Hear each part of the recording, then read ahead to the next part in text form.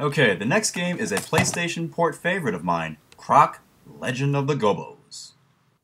Okay, well you're Croc and...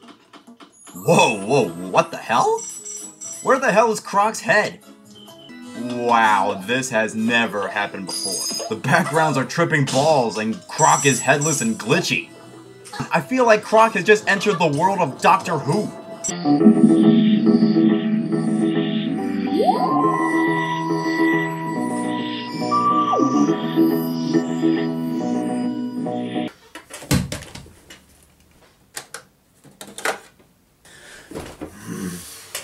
I know what to do in a situation like this.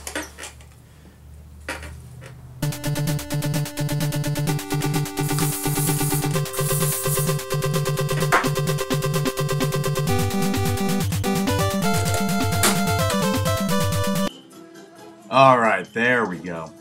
Well anyway, you're Croc, and your mission is to save all the Gobos and their king from the evil Baron Dante.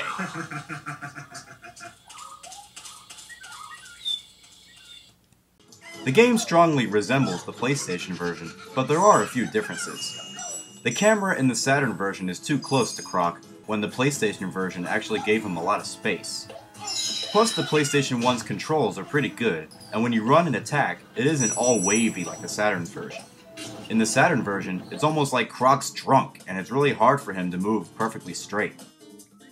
Besides that, the music is the same, the gameplay is the same, but the camera and the controls really make this version on the Saturn a little difficult to play. But in its own right, it's still a decent game.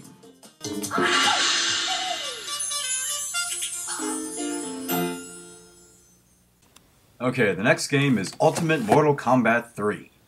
One of the few multiplayer games that I have for the Saturn, and it is one of the few games that was on the Genesis.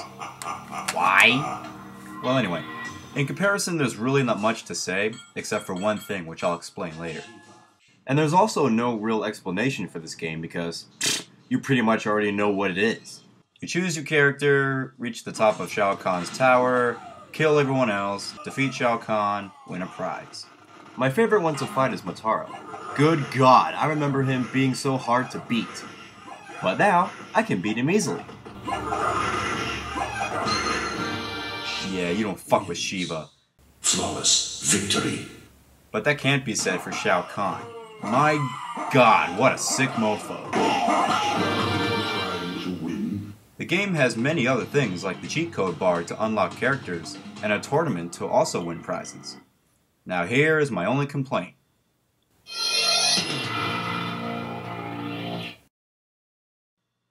Wait for it. Wait for it.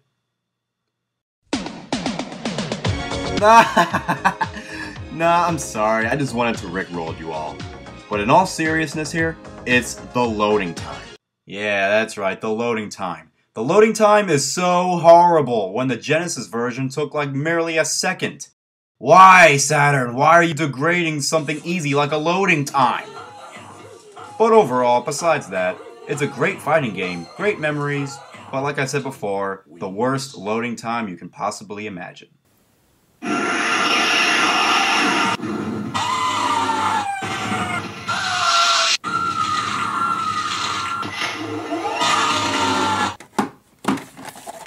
Alright, Sega Saturn, enough of the bullcrap.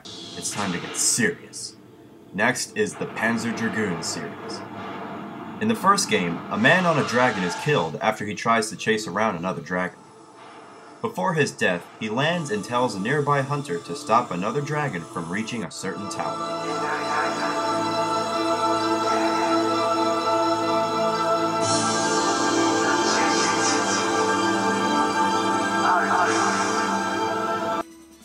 Then you take control of the dragon and the hunter by shooting the hunter's gun at all that stand in their way. You shoot with the A, B, or C buttons, and when you want to use the dragon's missiles, you hold the A button and use the joystick to lock in all the enemies, then shoot. The gameplay is kinda like Star Fox. You shoot stuff, you get a high score, and you have to watch out for walls and all the other stuff that comes in your way. There is also a sequel to this game, but it is actually a prequel. Panzer Dragoon ZY, Zooey, I don't know. It's the same game, but it's actually better controlled than the first game. There's also better enemies in this game to destroy, rather than mostly small things from the first game. The games have a beautiful layout, and graphics that are fantastic for the time.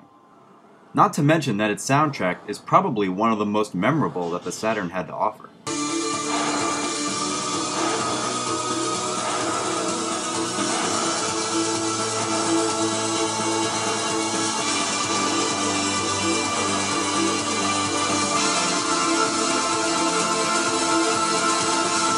For a series that broke amazing ground for what we see in games today, and in a series that really needs to continue to evolve, the Panzer Dragoon series is one of the few games to show off what the Sega Saturn can truly deliver.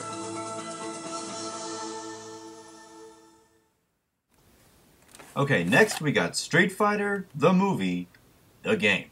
What a mouthful. A game that basically combines the graphics of Mortal Kombat and the gameplay and characters from Street Fighter. The game starts with clips from the film, and it's actually pretty good. It's a little fuzzy, but, I mean, it's better than that Sega CD piece of shit! The graphics are decent, and it has pretty cool digitized actor shots from the film. The loading time isn't bad compared to Mortal Kombat, it's decent, and the controls aren't too bad. It's kinda like the same feeling from Street Fighter 2, but it's just a little stiff. There's not much to say about this game, but it's just a decent fighting game from an awful video game movie.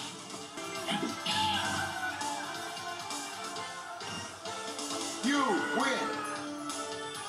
Alright, the next game we got is Tempest... Whoop, sorry, I'll fix that in a minute. The next game is Tempest 2000.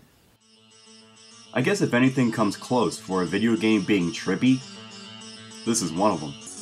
You're in space, and you play as a claw shooting enemy ships in these 3D shapes.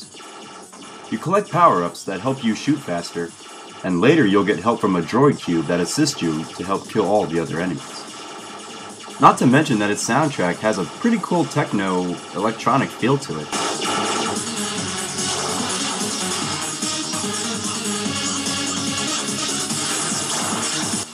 It's a pretty good game, and it's pretty easy too, but the fact that this game was already on the Atari Jaguar, it kind of diffuses its purpose for being an original game on the Saturn.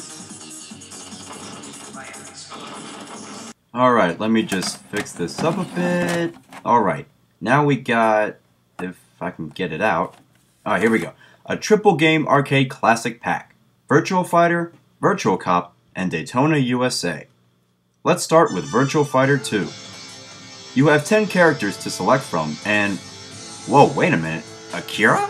Akira! I don't know who that is! Ah! Ready, go! Playing Virtual Fighter 2 kinda makes me feel like I'm playing on the moon. You use the basic button A to block, B to punch, and C to kick, and when you want to use a special move, you hold A and B together. This game's alright, but it's just really slow, and personally, I'd rather stick to either Mortal Kombat or Street Fighter.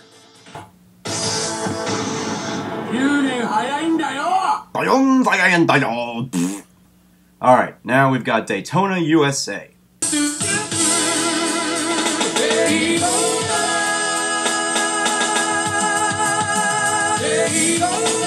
Daytona!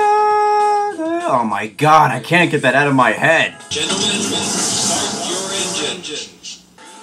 You drive with the C button and use a joystick to turn. Duh. The way you turn is a little stiff, but graphically it's okay. There's not really much to say about this, it's just an average racing game. And now we've got Virtual Cop. You're a cop, and you shoot with the A button, and to reload, you press the C button twice. Not much to say, just shoot, kill, and go on to the next level. All three of these games are pretty average arcade classics, but they really don't have any true replay value today. And now, it is time for the game that you've all been waiting for.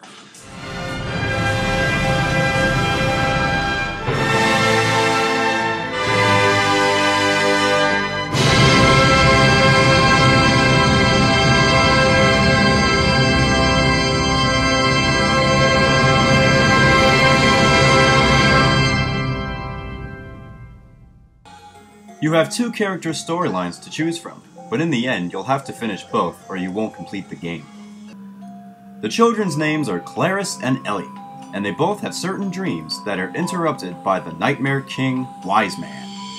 Pajamas do scare me so. No, not him. This is Wise Man.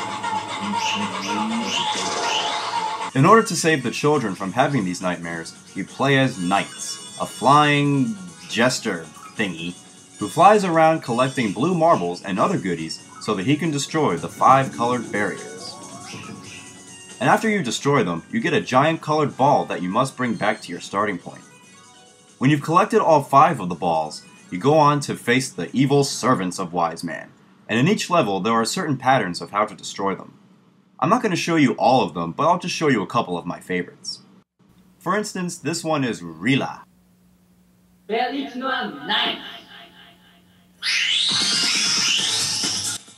And all you do is knock into him and then spin around him. Pretty simple enough. And then here we got this card-throwing douchebag, and all you have to do is avoid his cards and attack him. Oh, and by the way, there's this stupid grading system. If you don't complete each level with a C or higher, you won't progress. The grading system is stupid beyond compare. Stupid is, stupid does, sir. At last, after both characters have completed their 3 levels, you move on to Twin Seeds.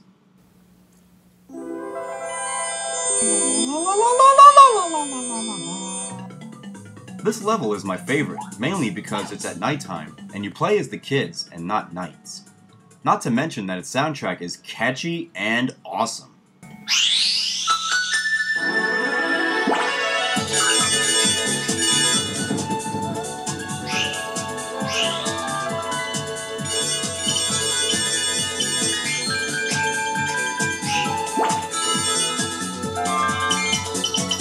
Finally, after completing Twin Seeds, you play as knights again, or I think it's the kids that transformed into knights, but you do battle with Wise Man.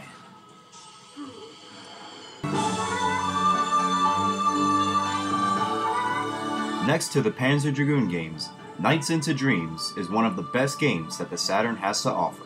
With beautiful colors, interesting gameplay, and a solid soundtrack, Nights into Dreams is one of my personal favorites that every hardcore video game fan needs to experience.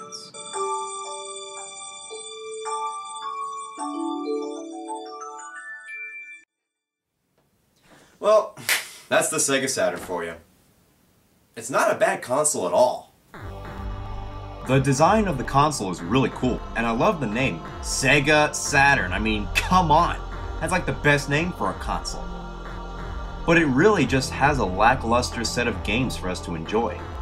Besides Knights, Panzer Dragoon, and a couple other original games, the Saturn just didn't have the strong software support that the PlayStation had. The Saturn, although being a cult favorite console of mine, it would contribute to Sega's hardware demise. But if it wasn't for the Sega CD and the 32X mistakes, the Saturn could have had the support that the Sega had with the Genesis. But it was just a console that was released too early, and with technology that was still new, the Saturn was just an overhyped mess. And it's really sad to say that. I mean, you can really tell that Sega tried really hard with the Saturn, but they just couldn't beat the PlayStation or the N64.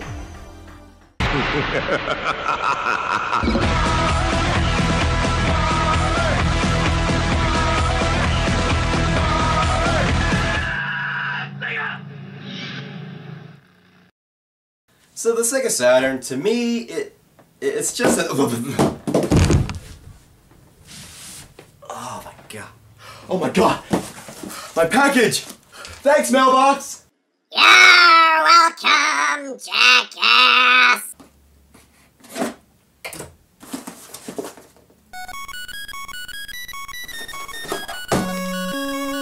Yes! It's finally here! I ordered this on eBay a couple days ago for $200. You know what it is? Oh yeah, Panzer Dragoon Saga, baby! The best game on the Saturn, the rarest of all! Let's give this a whirl! Oh my god, I can't believe it!